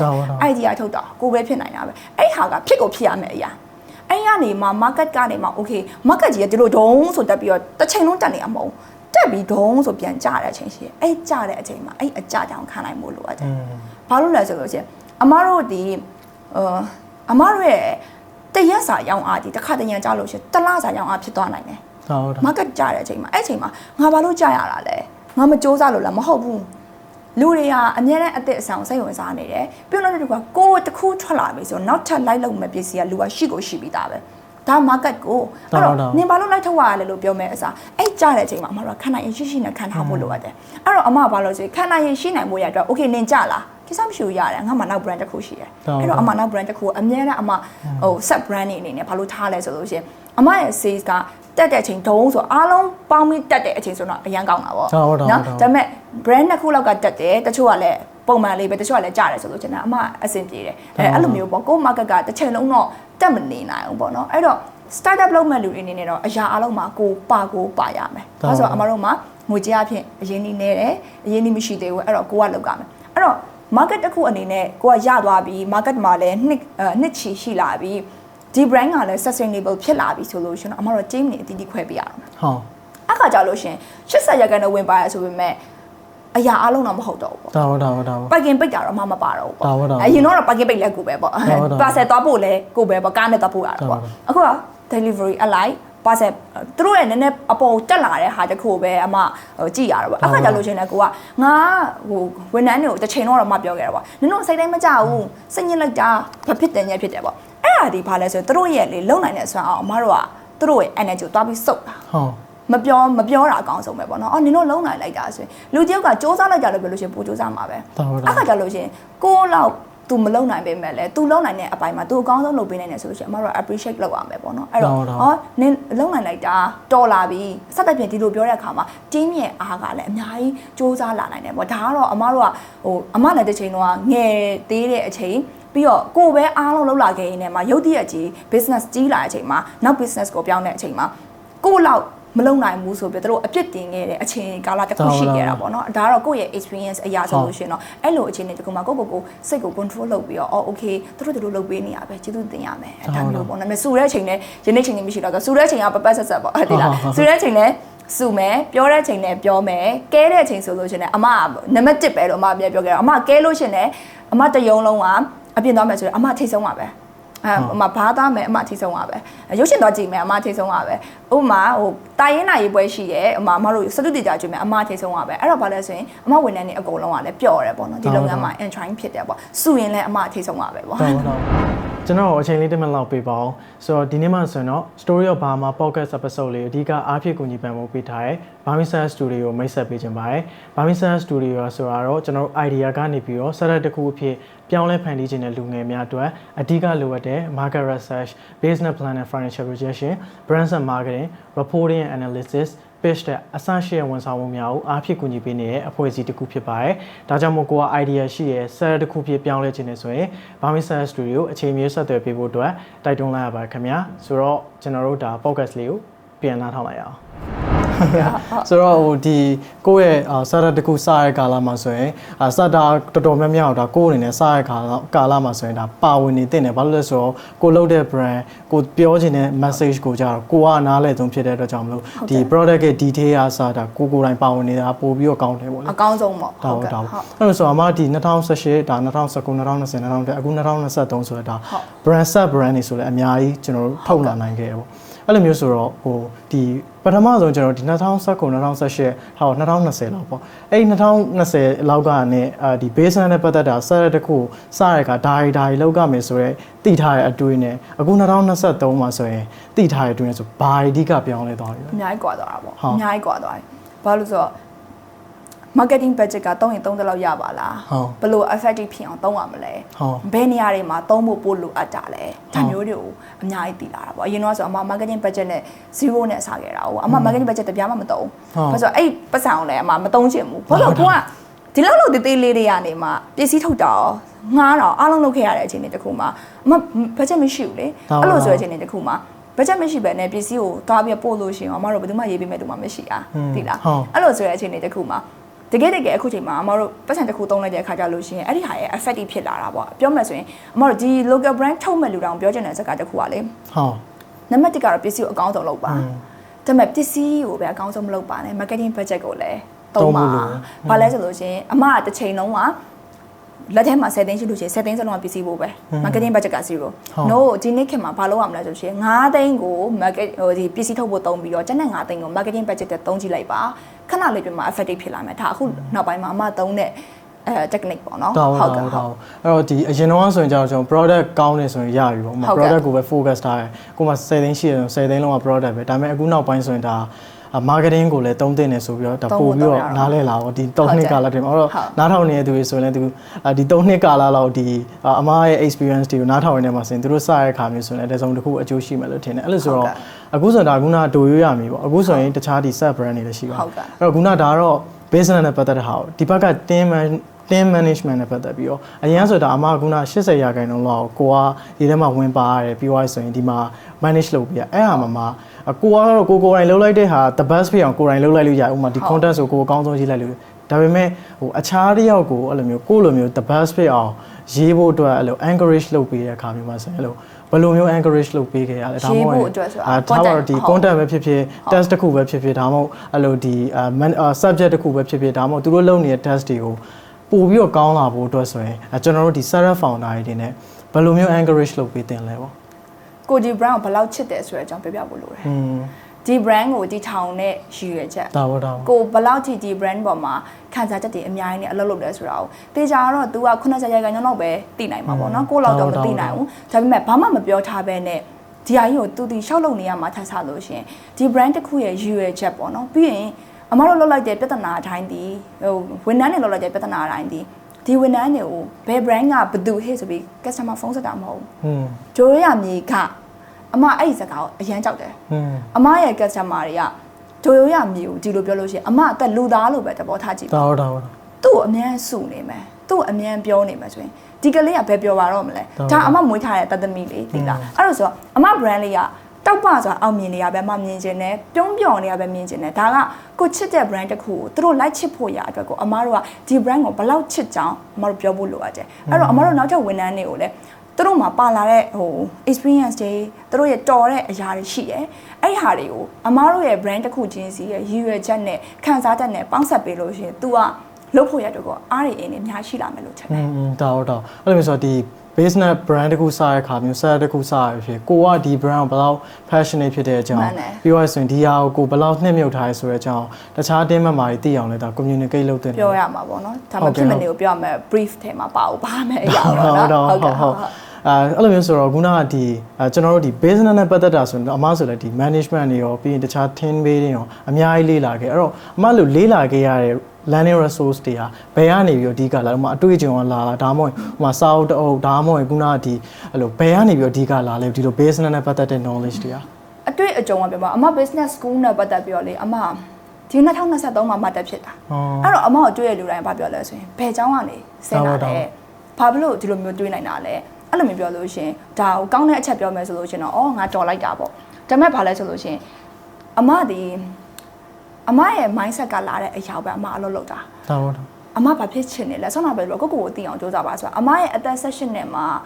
energy walks နဲ့ပတ်သက်ပြီးတော့ spiritual walks နဲ့ပတ်သက်ပြီးတော့သင်ပေးခဲ့တဲ့အမတယောက်ရှိတယ်အဲ့အမနဲ့မမတန်လို့ခေါ်တယ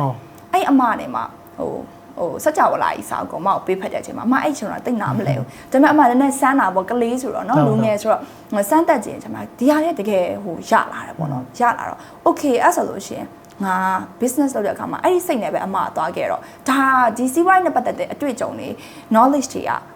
တက်နေစရာမလိုပါဘူးဒီ spiritual walks လုပ်ရုံနဲ့ငါရတယ်ပေါ့ဒါပေမဲ့တခုလို့ရှိပေါ့အမတို့ကောင်းကောင်းတော့သိထားဖို့လိုတယ်ပေါ့အမနောက်တစ်ခုကအလုပ်တစ်ခုလုပ်မယ်ဆိုရှင်အမဘက်ကဘလောက်ထိအမပြင်ဆင်ထားပြီးတော့မှအမဝုန်းဆိုထွက်တာအဲ့လိုတိုတီအမမလုပ်ဘူးအမအားလုံးသူတို့ဘာလဲ market ချဲကိုတွားတော့မယ်ဆိုလို့ရှိရင်အဲ့ပြတဲ့အခါမှာအမအကောင်းဆုံး presentation အနေနဲ့ပဲလူတွေရှေ့မှာအမချပြရတယ်ပေါ့နော်အဲ့လိုဖြစ်ဖို့ရအတွက်ကိုလည်းအမကြကုတ်ကြခဲစူးစမ်းခဲ့ရတာရှိရပါဘောအဲ့တော့ဘာလဲဆိုရင်ဒီ spiritual walks တွေအမလုပ်ခဲ့တဲ့အချိန်မှာဒီ product တွေထုတ်ဖို့ရအတွက်လည်းအမကဘာလုပ်တာလဲဆိုလို့ရှိရင်အများနဲ့စဉ်းစားငါဘာလုပ်ရမှာလဲဘယ် product ကိုဘယ်အချိန်မှာထုတ်ရမှာလဲပြီးတော့နောက်တစ်ခုကအမကြားဖို့တဲ့တိတ်တော်တဲ့ brand ပိုင်ရှင်တယောက်ဆိုလို့ရှိရင်ねအခုသူလက်ရှိထွက်နေတဲ့ပစ္စည်းဒီနေ့17လပိုင်းမှာထွက်လာတဲ့ပစ္စည်းရတယ်သူလွန်ခဲ့တဲ့6လကလေးကနေမှကြိုးထုတ်ခဲ့တဲ့ပစ္စည်းရဲ့ဟုတ်အဲ့တော့သူတို့မှာတစ်နှစ်စာ plan 7နှစ်စာ plan project တွေမှာပတ်သက်ပြီးရှိတာပေါ့နော်အဲ့တော့အမတို့လည်းဘာဖြစ်လဲဆိုလို့ရှိရင် okay အသက်ဘယ်နှစ်မှာပိုင်ရမလဲဘာလို့အမတို့တာမန်မိသားစုကနေလာတော့အမတို့ကျောင်းကအရန်ချမ်းသာလူတွေတက်တဲ့ကျောင်းအရင်ချမ်းသာလူတွေတက်တဲ့ကြောင်းဆိုတော့ပြောမယ်ဆိုငယ်တုန်းကငယ်ဘဝပြောရလို့ရှိရင်တော့ကိုရီးယားကားထဲမှာပဲမြင်ရတဲ့ကျောင်းတွင်းအကြမ်းဖက်မှုပေါ့နော်အဲ့ဟာမျိုးမှခံခဲ့ရတယ်လူဆိုတော့အဲ့တော့အရင်ချမ်းသာတဲ့လူတွေကြားထဲမှာဒီကောင်မလေးကဒီလိုမျိုးလေးဆိုတော့ခံစားခဲ့ရတဲ့ trauma တွေအများကြီးပဲအဲ့လိုဆိုတော့ဘာဖြစ်လဲဆိုတော့ဒီနေ့ဒီအချိန်ကိုဖြစ်လာဖို့ရတော့ကိုတို့ရဲ့စကားလုံးတွေအမတို့အိမ်လေးကပြင်အောင်အိမ်လေးနဲ့မတော့နေခဲ့အဲ့လိုဆိုတော့အမအိမ်ကိုလာလဲခြင်းနဲ့ဆိုလို့ရှိရင်ကျောင်းမှာလှောင်တလုံးနဲ့ပြောတာပေါ့နော်ပြင်အောင်သူတို့အိမ်ကိုရှာလို့ရှိရင်တလားလုံးမှာအိမ်အမဲရောင်နဲ့ပြင်အောင်အိမ်ကသူတို့အိမ်မဲဆိုတဲ့စကားအမနားထဲမှာအမြဲဆွဲတယ်အဲ့တော့ဘာလဲဆို okay ငါအသက်ဘဏ္ဍနဲ့မှာဘဏ္ဍထက်တိုက်နဲ့ကျွန်းပါကီခင်းထားတဲ့အိမ်မှာငါနေနိုင်ရမယ်အဲ့တော့အမသွားဖို့တခုပဲရှိတယ်အဲ့လိုသွားဖို့ရတော့အမဘလို့အလုပ်တွေကိုအကောင်းဆုံးလုပ်ရမယ်နောက်တစ်ခုကအမတမအာဇီဝကြရမယ်ဆိုတဲ့စကားတခုအမအမြဲပြောဘာလို့လဲဆိုရင်လူတိုင်းကချမ်းသာလာပြီဟေ့ဆိုလို့ရှိရင်ပြောတဲ့စကားတခုရှိရ money blocks တွေပေါ့ဘာပြောလဲဆိုလို့ရှိရင်ဘလို့စီးပွားရေးလုပ်လာလဲမှမသိတာ ဘာတွေကိုလုပ်နေလဲမှမသိတာဒါပါလဲဆိုရင်သူတို့မှသူတို့မစူးစမ်းခဲ့တဲ့အရာတစ်ခုကို तू ကမဟုတ်တာတွေလုပ်လို့အောင်မြင်နေဆိုတဲ့စကားကိုသွားပြီးပြောလိုက်တဲ့အတူတူပဲအဲ့လိုဆိုတော့အခုချိန်မှာချမ်းသာနေလူတွေမှာတမအာဇီဝတကယ်ကြားရလို့ရှိကောင်းရှိနိုင်တယ်တမအာဇီဝမကြားလဲရှိကောင်းရှိနိုင်တယ်ဒါတို့ရဲ့ stories ပဲအမရဲ့ stories မှာတော့အမအနောက်ကိုသူနဲ့နှောက်ဆက်ပြီးလို့ကြဆိုပြီးပြန်သွားတဲ့အခါမှာအမနောက်ကွယ်မှာပြောတဲ့စကားတစ်ခုတည်းကောင်းသောစကားနဲ့ပဲအမထားခဲ့ခြင်းတယ်အဲ့ဒါတော့အမဘာလဲဆိုရင်ဒီထက်ပတ်စံပိုရှာနိုင်တဲ့နီးလာနဲ့အမသိရပါသိလားဒါပေမဲ့ဥပမာပြောချင်တာကကွယ် describe ထဲမှာတပုတ်အကျိတ်ဖက်မပါဘဲနဲ့တပုတ်အကျိတ်ဖက်ပါပါတယ်လို့အမလိန်အောင်လို့ရှင်တပုတ်အကျိတ်ဖက်စာအမတတ်တာတယ်လေဟုတ်လားဒါအလွယ်ဆုံးပြောချင်တာဒါပေမဲ့အမဘာလို့လဲအမတကယ်ပြောထားတဲ့စာမှာဘာရေးထားလဲရေးထားတဲ့စာတိုင်းအမထည့်ပေးနိုင်မှဒါလျင်အမဒီသူတို့တိမတိအမလိုက်ပြအမလုံးတယ်ညဘက်အိတ်လို့အမခေါင်းပြပြနဲ့မအိတ်ရဘဲနဲ့ငါကြောင့်မလို့ဘသူအသားကြီးပျက်စီးသွားရမှာလဲဆိုတဲ့ဟာတကူကအမကိုယ်တိုင်ပျက်စီးခဲ့တဲ့လူကိုအမဘလောက်အဲ့ချိန်မှာတက်တည်ခြင်းနဲ့စိတ်ဖြစ်ခဲ့တာမျက်နှာမှာဝက်ချမပေါက်ဘူးတော့မင်းကလေးတွေကစိတ်တက်ကြတယ်ဆိုတာတစ်ချိန်လုံးကတော့ဒီစကားသူတို့ကလည်းစိတ်ပြော့လိုက်တာဆိုပေမဲ့ကိုယ်တကယ်ဖြစ်တဲ့အချိန်မှာမှန်ရှိမှတနေ့ကုန်ငိုခဲ့ရတာတွေထမင်းမစားနိုင်မတောက်နိုင်ဖြစ်ခဲ့ရတာတွေကကိုကြုံတွေ့ခဲ့ရတော့ကိုကြောင့်မလို့တစုံတယောက်တစ်ခုခုဖြစ်တော့မှအမအရန်ကြောက်တယ်အဲ့လိုဆိုတော့စောနာအကြောင်းပြန်ဆက်ရမယ်ဆိုလို့ချင်းငါဘယ်အချိန်မှာဘာပိုင်ရမယ်ဘယ်နဲ့အသက်ဘယ်လောက်မှာဘာပိုင်ရမယ်ဆိုတဲ့ goals တွေအကုန်လုံးနဲ့အမသွားခဲ့တဲ့အချိန်မှာအမရဲ့စိတ်ဆွမ်းအားကြောင့်မလို့အမဒီ business တွေလုပ်နိုင်ခဲ့လို့ချင်းတယ်ဒါပေမဲ့ဒီအချိန်မှာကျတော့ဒါအရင်တော့ဟုတ်တယ်ဒီအချိန်မှာကျတော့နည်းနည်း techniques ကလောက်လာပြီလောက်လာပြီဆိုတော့အမဆရာပြောပါဆရာလည်းသိချင်မှာမဟုတ်သိမှာပါအမဆရာမှာတင်နန်းပေါင်းတင်နန်းသူပေါင်းတင်နန်းသားပေါင်းများများစွာရှိတော့အဲ့တော့ဒီနှစ်မှာတော့အမကဆရာရဲ့တင်နန်းနေနဲ့တက်ပြီးတော့မှပေါင်းနေတဲ့အခါမှာစောနာကမမတန်တင်ပင်းနဲ့အမ Arabel ရဲ့ဒါဟိုခေါင်းစဉ်တွေကတော့ပြောင်းကုန်ပြီပေါ့နော် Arabel ရဲ့ဟို energy walks တွေလည်းအမတောက်လျှောက်လုပ်ခဲ့တယ်လို့ဆိုတော့မ Arabel ရဲ့သူ့ကြောင့်မလို့ဘဝသက်စစ်ဆိုးပြောင်းလဲခဲ့တယ်အဲ့ရနေမှာအမထက်တက်ဖို့လိုအပ်တဲ့အရာတွေအကုန်လုံးကိုဆရာဖြိုးပိုင်ရဲ့တင်နန်းကနေမှဒီ business နဲ့ပတ်သက်တဲ့ mindset တွေကိုအများကြီးရတာပေါ့ပြီးတော့အမနောက်ချက်မှာတင်နန်းတွေတော်တော်များများမှာတက်လို့ရှိရင်အမတိတိကျကျ concentrate လုပ်ပြီးတော့အမတို့တစ်နေ့တစ်နာရီကတော့အမအနည်းဆုံးနားထောင်တယ်ဟိုအချိန်ပေးရင်ပေးနိုင်တယ်မပေးနိုင်အောင်ည7နာရီမှာအမပေါ်ရက်ကိုတက်လာပြီးအလုပ်အေးစစ်စစ်နားတော့မယ်ဆိုလို့ရှိရင်အမတို့တစ်နာရီကတော့အမဘာလုပ်ရမှာလဲဆိုတဲ့ဟာတကူတော့အမတို့အမမြင်အချိန်ပေးတယ်ရအောင်အဲ့ဒါလုပ်ပြီးမှအိတ်တယ်ဒီနေ့ချိန်ထိပေါ့နော်အဲ့လိုမျိုးနဲ့တွားရင်းနဲ့ပဲဒီနေ့ဒီချိန်မှာတော့ market မှာကိုလိုချင်တဲ့နေရာတွေကိုထုတ်ဖို့ပစ္စည်းတွေအကုန်လုံးကကိုယ့်ရဲ့စိတ်ဆွမ်းအားနဲ့အပြင်ကလာတဲ့ technique တွေနဲ့ပေါင်းပြီးတော့မှဖြစ်တာဖြစ်တယ်ဘာလို့လူတယောက်က80%တော့စိတ်ဆွမ်းအားအရေးကြီးအောင်တောင်းဆိုတော့ဟိုအဓိကဒီ spiritual နဲ့ပတ်သက်တဲ့ဟာရောပြီးသွားရဆိုရင်ဒီကို business နဲ့စားဒါကြီးလာတဲ့ခါမျိုးဆိုရင်နောက်ပိုင်းဒီ technique ပိုင်းတွေကဆိုရင်လည်းအရေးကြီးရပေါ့ဟုတ်တယ်မဟုတ်လို့ရှိရင်အရင်တော့ကတော့အပေါ်တော့ရောက်နေတယ်ဒါပေမဲ့အပေါ်တော့ရောက်နေဆိုတော့နေရာတစ်ခုတော့ရောက်နေပေါ့နော်ဒါပေမဲ့ပြန့်ကျဲနေတာဘာလို့အစတော့မှမဆွဲထုတ်တတ်ဘူးဘာလို့ဆိုအမဟိုဘယ်လိုပြောရမလဲတခြား company ဝန်ထမ်းတွေမှာ hack အနေနဲ့လုပ်ခဲ့ရတယ်လို့မဟုတ်ဘူးလေကိုကလည်းကိုလုံရင်းထဲမှာကြီးနေရောက်လာတော့ဘယ်ဟာ department ရှိတယ်နဲ့ဘယ်ဟာကဘယ်လိုဝန်ထမ်းတို့ control လုပ်မယ်မသိချာနာမလဲဘူးအဲ့တော့အဲ့ဒီဟာတွေအကုန်လုံးဆရာရဲ့ပြောတဲ့စကားလုံးတွေနဲ့မှအမတို့ကသိလာတာအဲ့ဆိုဒါဆရာကတော့ technical ဘိုင်းနဲ့ပတ်သက်လို့ရှင်တော့ဆရာရဲ့ကျေးဇူးပေါ့နော်ဟုတ်ကဲ့ဟုတ်တောင်းဟုတ်အခုဆိုလည်းဒါအမပြီး business နဲ့ပတ်သက်ပြီးဆိုရင်ရောပဲဖြစ်ဖြစ်ဒီ personal life နဲ့ပတ်သက်ပြီးခြားထားတဲ့ goal တွေနဲ့ပတ်သက်ပြီးအများကြီး share လုပ်သွားအဲ့လိုကျွန်တော်နောက်ဆုံးကျွန်တော်သိချင်တာကြတော့ဒီလူငယ်ပေါ့ဥမာအဓိကအမျိုးသမီးပဲဖြစ်အမျိုးသားပဲဖြစ်ဖြစ်ကျွန်တော်ဒီဘက် cosmetic industry ကိုစပြီးတော့ဝင်လာတော့မယ်ဆိုရင်အဓိကသူတို့ပြင်ဆင်ထားတဲ့အရာတွေဆိုရင်ဘာတွေဖြစ်မလဲပေါ့ပြင်ဆင်ထားတဲ့အရာတွေဆိုလို့ရှင်တော့နံပါတ်1ကတော့ဒီဟာက project ကကြောင့် technique ကအရေးကြီးရယ်ဆိုတော့ project တွေလုပ်တဲ့ process တွေကိုသိဖို့လိုအပ်တယ်ပြီးတော့တစ်ခုကအမတို့ဒီဟိုပစ္စည်းတစ်ခုကိုဖန်တီးရဲ့အခါမှာဘယ်လိုမျိုးပုံစံမျိုးနဲ့သွားမှာလဲအဲ့သွားတဲ့ပုံစံရဲ့နောက်ွယ်မှာမှကိုလှုပ်ချင်တဲ့ style ကဘာလဲဥပမာမြန်မာဆန်ပြီးမှအင်္ဂလိပ်တွေသွားလုပ်လို့မရအောင်အင်္ဂလိပ်ဆန်ပြီးမှမြန်မာလုပ်လို့မရအောင်ပေါ့နော်အဲ့တော့ဘာလဲဆိုသူတို့ရဲ့စိတ်နဲ့ပတ်သက်ပြီးဆိုလို့ရှင်လေဒီ project တွေဥပမာကွာပြောချင်တာ made in မြန်မာပဲဒီလောက်တော့ရမှာပေါ့ဆိုတဲ့ပုံစံမျိုးတော့မဖြစ်စေချင်ဘူးအဲ့တော့ဟဲဒါက made in မြန်မာမှန်းတော့မထင်ရဘူးကြည့်အောင်လှလိုက်တာတိတ်ပြီးတော့တိတ်သက်တာပဲတိတ်လှပတာပဲဒီလိုမျိုးပြောဖို့ရာအတွက်ကိုအမတို့ဒီ design ဘိုင်းနဲ့တည်ဖို့လိုအပ်တယ် project ဘိုင်းနဲ့တည်ဖို့လိုအပ်တယ် design ဆိုတာ design ကသွားဆွဲနေဖို့ပြောတာမဟုတ်ဘူးเนาะဒီ design ဒီလိုမျိုးဖြစ်တင်လားအဲ့ဒါတွေအတွက်ကိုအမတို့ကတော်တော်လေးကိုလေ့လာထားပြီးတော့မှဒီလောကထဲဝင်လာလို့ရှိရင်တော့ဘာလို့ဒီနေ့အချိန်မှာလူတွေအရင်လက်ဆောင်ထပ်လာပြီလက်ဆောင်ထပ်လာပြီးဟိုသူ့ထက်သူဘယ်လိုပို့တော်အောင်လုပ်မလဲပေါ့ဒါပေမဲ့နောက်ထပ်5နှစ်မှဝင်မယ်ဆိုနောက်ထပ်လက်ဆောင်ထပ်တဲ့လူတွေနဲ့ပြန်ရတော့အဲ့တော့ market share ကိုရနိုင်တဲ့လောက်ရအောင်ယူပါပြီးတော့အရင်မစင်စားပါနဲ့အရင်မစင်စားပါနဲ့ဆိုတာငါလုပ်ရင်ကောင်းမလားမလုပ်ရင်ကောင်းမလားဟဲ့တွားရင်ကောင်းမလားမတွားရင်ကောင်းမလားတွားမယ်ဆိုတွားမတွားဘူးဆိုရင် ဒီမှာပဲနေမယ်ဆိုဒီမှာပဲနေအဲ့လိုသွားမလားနဲ့အချိန်အရန်ကုန်ခံပြီးတော့မှပြည့်စုံမှစကျင်တယ်ငါမှဟိုဟာပြည့်မှတင်းကမရှိလို့ဟိုလိုမရှိလို့အဲ့လိုမျိုးမဟုတ်ပဲနဲ့ပြည့်စုံမှစမယ်ဆိုရဲအတွေးတွေကိုဖယ်ပြီးတော့ငါရအောင်သွားမယ်ဒီလောကထဲဝင်မယ်ဒီလောကထဲဝင်ပြီးဒီလောကရဲ့နံပါတ်1တော့ project တွေကိုဖန်တီးနိုင်တဲ့လူတစ်ယောက်ဖြစ်အောင်လုပ်မယ်ဆိုရဲစိတ်နဲ့ပဲလို့အဓိကတော့ဘာတွေပြင်ဆင်ထားရမလဲဆိုလို့ရှိရင်တော့စိတ်ပဲကိုယ့်ရဲ့စိတ်ကကိုယ့်ရဲ့will power ကိုအပြည့်အဝနဲ့သွားပေါ့နော်အဲ့ဒါအဓိကအရေးကြီးရပါအဲ့ဒီစိတ်တစ်ခုရောက်သွားပြီဆိုလို့ရှိရင်စူးစမ်းချင်တာလည်းတပတ်တူကပ်ပါလာလိမ့်မယ်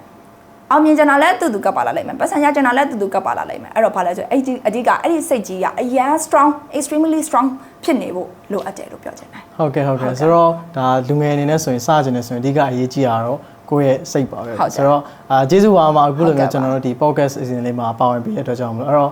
ဒီနေ့ podcast လေးကနေဒီစင်ဒီနားထောင်နေတဲ့ဒီ audience အနေနဲ့ဆိုရင်လည်းကျွန်တော်ဒါ cosmetic industry တွေဝင်ဖို့အတွက်ဆိုရင်ဘယ်လိုအကြောင်းအရာတွေအဓိကလေ့လာသင်နေဆိုရဲရရဲ့ပြီးသွားဆိုရင်ကိုယ့်ရဲ့ဒီ personal life မှာဆိုရင်ပဲဖြစ်ဖြစ်ကျွန်တော် goal တွေချမှတ်တဲ့အခါဘယ်လိုမျိုး goal တွေချမှတ်သင်နေဆိုတာရဲ့ပြီးသွားဆိုရင်ကျွန်တော်ဒီ business တစ်ခုကိုစပြီးတော့ run တဲ့ကာလမှာဆိုရင်ဘယ်လိုအကြောင်းအရာတွေအဓိကလေ့လာထားသင်လဲဆိုတာဒီ podcast လေးကနေတစ်စင်လေ့လာလာရမယ်ထင်ပါတယ်အဲ့တော့ဒီနောက်ဘက်တွေမှာဆိုလည်းတခြား startup founder တွေနဲ့အတူမတူညီတဲ့ business မျိုးစားတွေနဲ့ပတ်သက်ပြီးဆွေးနွေးတော့မှာမို့လို့စောင့်ကြည့်ဖို့အတွက်မြစ်တက်ရခံပါတယ်ဆိုတော့နောက်ဗီဒီယိုလေးမှာပြန်တွေ့ပါအောင်ခင်ဗျာဟုတ်အမကျေးဇူးပါဟုတ်ကဲ့ပါကျေးဇူးအများကြီးတင်ပါတယ်ဟုတ်ကဲ့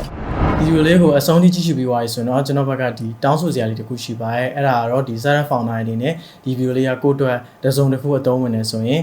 ကျွန်တော်ဒီ pocket channel လေးကို subscribe လုပ်ထားပေးပါအခြား startup founder တွေတကယ်ချင်းနေနဲ့မျှဝေပေးပါတကယ်လို့ကျွန်တော်ဒီ subscribe လုပ်ထားတဲ့လူတွေများလာတယ်ပို့ပြီးတော့ကျွန်တော်ဒီနားထောင်တဲ့လူတွေများလာတယ်ဆိုရင်ကျွန်တော်တို့ပိုကောင်းတဲ့ quality ရှိရဲ့ podcast တွေကိုအရေးသွေးမြင့်နဲ့ consistent ရှိအရေးအတွက်များကျွန်တော်တင်ပေးသွားနိုင်ဖို့အတွက်အများကြီးထောက်ကူဖြစ်ပါတယ်ဒါကြောင့်မို့လို့ကျွန်တော်တို့ဒီ podcast လေးကို subscribe လုပ်ထားပေးပါအခြားတကယ်ချင်းနေနဲ့မျှဝေပေးပါနောက်ဗီဒီယိုလေးမှာပြန်တွေ့ပါမယ်